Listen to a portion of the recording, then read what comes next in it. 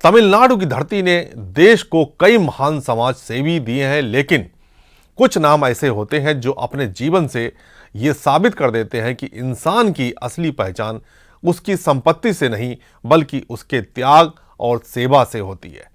ऐसा ही एक नाम है पलम कल्याण सुंदरम, एक ऐसे व्यक्ति जिन्हें लोग भारत का सबसे बड़ा दानवीर भी कहते हैं। उन्होंने अपनी पूरी जिंदगी दूसरों के लिए जी, अपनी पूरी कमाई गरीबों के नाम कर दी, करोड़ों रुपए दान कर दिए, लेकिन खुद बेहद सादा जीवन जीते रहे। उनकी कहानी केवल प्रेरणा नहीं बल्कि ये सवाल भी खड़ा करती है कि आखिर इंसान अपने जीवन का असली मकसद किसे माने। साल 1940 में तमिलनाडु के तिरुनेलवेली जिले के छोटे से गांव मेलाकरीवेलकुलम में उनका जन्म हुआ। उस समय गांव में ना सड़क थी, ना बस, ना स्कूल, ना बिजली और ना ही कोई ऐसी दुकान जहां माचिस तक मिल सके। बचपन में ही पिता का साया सिर से उड़ गया और उनकी मां ने अकेले उनका पालन पोषण किया।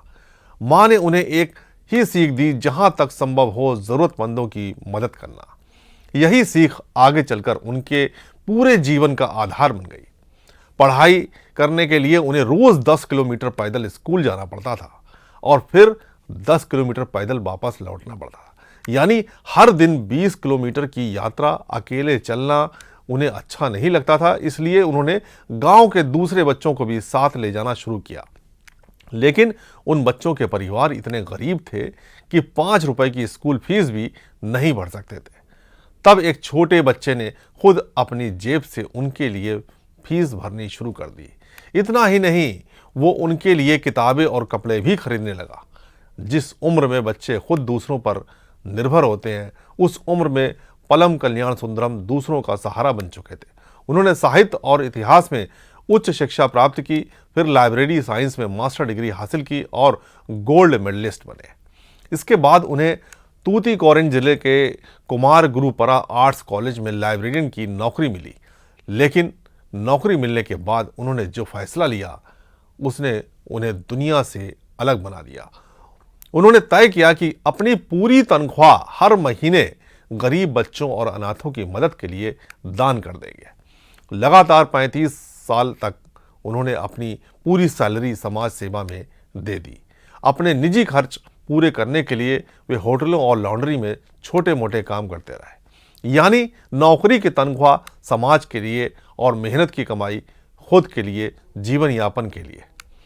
साल 1962 में भारत चीन युद्ध के दौरान जब तत्कालीन प्रधानमंत्री जवाहरलाल नेहरू ने देशवासियों से सहयोग की अपील की, तब उन्होंने अपनी सोने की चेन भी दान कर दी। उस समय तमिलनाडु के मुख्यमंत्री के कामराज ने सार्वजनिक रूप से उनका सम्मान किया। ये सम्मान उनके लिए किसी पुरस्कार से बढ़कर था और यहीं से उन्होंने तय कर लिया कि उनका पूरा जीवन सेवा के लिए समर्पित रहेगा। साल 1998 में जब वे सेवानिवृत्त हुए तो उन्हें 10 लाख रुपए की पेंशन मिली। आमतौर पर लोग रिटायरमेंट के बाद इस धन से अपना भविष्य सुरक्षित करते हैं, लेकिन उन्होंने पूरी राशि दान कर दी। इसके बाद भी वे नहीं रुके। उन्होंने एक होटल में वेटर की नौकरी शुरू की ताकि फिर से कमाई कर सके और उस कमाई को भी जरूरतमंदों तक पहुंचा सके। उन्होंने अपनी पुश्तैनी संपत्ति दान कर दी। उनके पास जो कुछ भी था सब समाज के नाम कर दिया। उनके काम की चर्चा देश से निकलकर विदेशों तक पहुंची।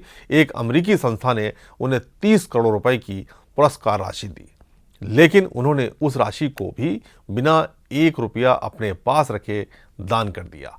जब उनसे पूछा गया कि उन्होंने ऐसा क्यों किया, तो उनका जवाब बेहद सरल था। उन्होंने कहा कि इंसान इस दुनिया से जाते समय अपने साथ कुछ नहीं ले जाता, इसलिए धन का सबसे अच्छा उपयोग जरूरतमंदों की मदद करना है। उनकी इस सोच ने उन्हें अंतर्राष्ट्रीय पहचान दिलाई। संयुक्त राष्ट्र ने उन्हें 20वीं सदी के सबसे उत्कृष्ट लोगों में शामिल किया। कैम्ब्रिज स्थित इंटरनेशनल बायोग्राफिकल सेंटर ने उन्हें दुनिया के सबसे महान और उदार व्यक्तियों में स्थान दिया। एक अमेरिकी संस्था ने उन्हें मैन ऑफ द मिलेनियम की उपाधि दी। जवाहरलाल नेहरू विश्वविद्यालय ने उन्हें दुनिया के 10 सर्वश्रेष्ठ लाइब्रेरियनों में शामिल किया। साल 2023 में भारत सरकार ने उन्हें पद्मश्री सम्मान से सम्मानित किया। राष्ट्रपति द्रौपदी मुर्मू ने उन्हें राष्ट्रपति भवन में ये सम्मान प्रदान किया। तमिलनाडु सरकार ने उन्हें सर्वश्रेष्ठ समाज सेवी पुरस्कार दिया। पंजाब सरकार ने सर्वश्रेष्ठ लाइब्रेरी स्कॉलर का सम्मान दिया। उन्हें भारत का सर्वश्रेष्ठ लाइब्रेरियन वापासी अवार्ड और रोटरी क्लब का लाइफ टाइम सर्विस अवार्ड भी मिला। लेकिन खास बात यह रही कि हर पुरस्कार के साथ मिलने वाली राशि भी उन्होंने समाज सेवा में दान कर दी।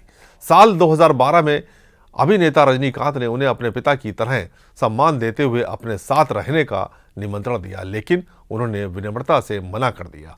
वे चेन्नई के सैदापेट इलाके में एक छोटे से घर में साधारण जीवन जीते रहे। उन्होंने कभी शादी भी नहीं की। उनका मानना था कि अगर वे परिवार बसाएंगे तो उस पर खर्च होने वाला पैसा गरीबों की मदद में नहीं लग पाएगा। उन्होंने कई बार कहा कि उनकी समाज सेवा की शुरुआत किसी बड़े आदर्श से नहीं हुई थी।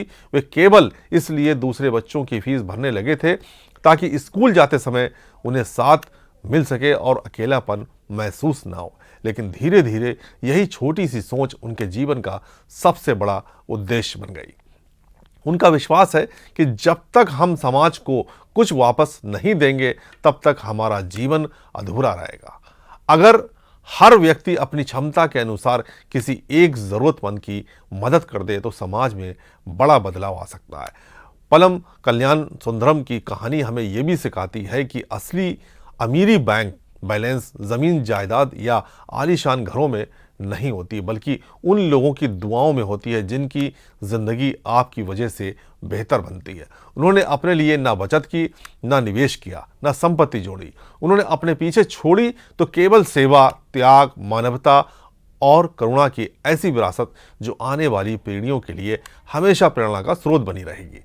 आज जब दुनिया धन कमाने की दौड़ में लगी है, तब पलम कल्याण सुंदरम का जीवन हमें याद दिलाता है कि सबसे बड़ा निवेश इंसानियत में किया गया निवेश होता है और सबसे बड़ी संपत्ति वो प्रेम है और सम्मान है जो निस्वार्थ सेवा से मिलता है। जय हिंद।